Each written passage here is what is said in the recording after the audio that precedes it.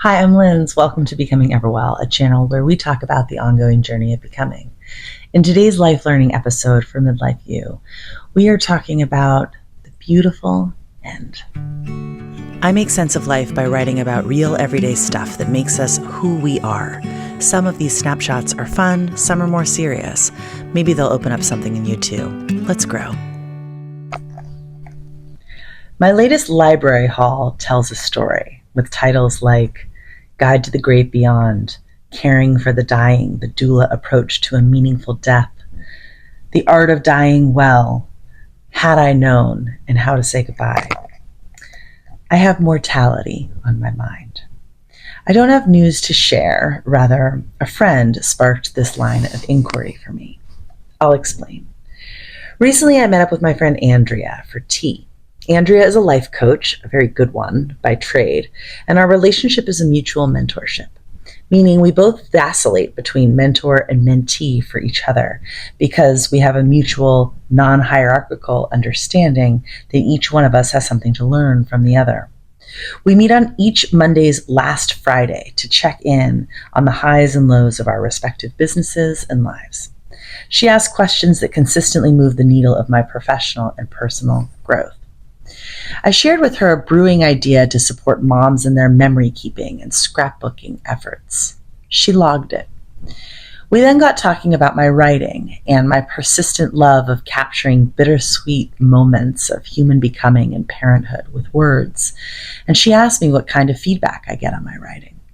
I recalled a favorite bit of feedback from a reader who said that I'm able to put the perfect words to feelings that she intimately relates to but is unable to express herself. With each piece I publish on my Substack or here in my YouTube channel, some wonderful reader, and always also my mom, emails me with a sentiment of that kind, which keeps me motivated to write these weekly vignettes and publish them here on YouTube, because I trust that writing about the vulnerable experiences of being human may help others better know themselves and navigate their forward growth. Andrea digested that and offered an idea. She asked, have you ever considered helping parents like me, her kids are grown, craft a personal statement or scrapbook to accompany their wills? No. I had no such thing has ever crossed my mind. I asked her to go on. She talked about her experience with will writing and estate planning, both from the perspective of planning ahead for her own death and in the wake of her mom's death last year. Having a will drawn up is a necessary component of aging, yet a rather cut and dry legal process that focuses on assets, financial worth, and the transference of ownership and guardianship. It's all business, nothing sentimental about it. Andrea shared that she'd like to include in her will a letter to her kids, something that they'd read before immersing in all the nitty-gritty of inheritance, that captures their relationships through her eyes and what raising, knowing, and loving each one has meant to her. Maybe even a highly curated scrapbook, but she feels a bit stuck in finding the words. She introduced me to the concept of an ethical will, a practice that has existed for millennia but is an uncommon practice in the modern age of end-of-life preparations. Online research taught me that ethical wills, also called legacy letters, are a place to capture one's personal values, beliefs, love, gratitude, and apologies. But nowhere have I read about a practice of encapsulating one's experience of parenthood in a direct love letter to one's child. Andrea's suggestion washed over me, and I was overcome with the thought that in an ideal world, every kid at any age would receive what I'm calling a forever letter in the wake of their parental loss, composed by that parent when they had clarity of mind. A letter that serves and endures as a final act of parenting and love. And also, I've discovered that I feel compelled to intentionally carve space for this blatantly absent component of one's worth in a will, the worth of who you've been and how you've loved, not just what you have.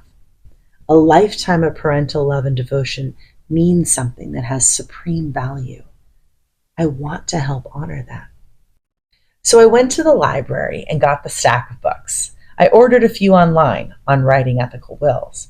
I was thrilled to learn that my local library offers an end-of-life workshop seasonally. I signed up for the next one and went to it. I carefully started talking to people about their death preparations. No one had considered leaving a forever letter as part of their will, but it became clear that they hadn't considered it because it was unfamiliar. But now, with their new awareness of forever letters as an option, they want to write one to include in their wills. Then I just happened upon an episode of Smartless where Jeremy Renner speaks about his brush with death, and my mom gushed about her book club book, which chronicles the life of a man named Charlie, who lived to 109 and kept with him until the end a love letter that his mom wrote him at 21. I took these all as signs, and now I'm happy to share with you, members of this community, the Everwell community, and this YouTube channel, that I officially want to help parents express themselves in their forever letters. As an impassioned writer, a former English teacher, who values meaningful connection, direct communication, inner worth, intentionality, and family above all else, this idea was meant to find me. Forever letters strike me as a natural extension to my offerings. If you're interested, or if you have a parent whom you'd like to encourage to be interested, I would love to connect with you. You can email me directly at lindsay@theeverwell.com, or you can just pop on over to my website, lindsayhurdy.com, where you can learn more about this offering specifically. I am sending you love forward on this journey from here. Thank you for being here. As always, your views, likes, subscribes, and shares, they mean so much to me. You can check out the whole history of my writing over on my Substack, lindsayhurdy.substack.com, or you can just scroll through the videos on this here YouTube channel. It means so much that you're here. I appreciate you. Until next time. Be sure to like and subscribe and click that bell to get alerts for new posts. I'd be ever grateful.